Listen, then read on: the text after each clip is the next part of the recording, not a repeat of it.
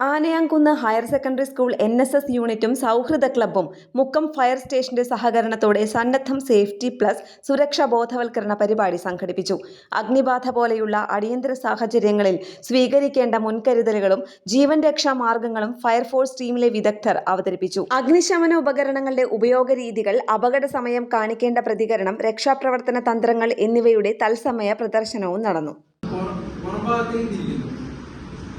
ഈ ഭാഗത്തുനിന്ന് ഉള്ളോട്ട് തിരിക്കുന്നു. കണ്ടോ?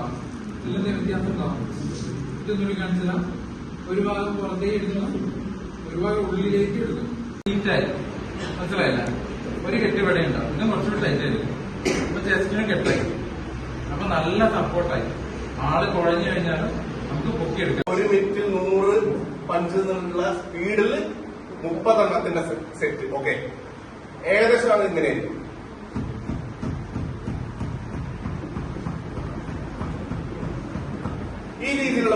NSS പ്രോഗ്രാം ഓഫീസർ KV നസീറയും സൗഹൃദ ക്ലബ് കൺവീനർ മിഥുൻ ജോസും പരിപാടി നിയന്ത്രിച്ചു.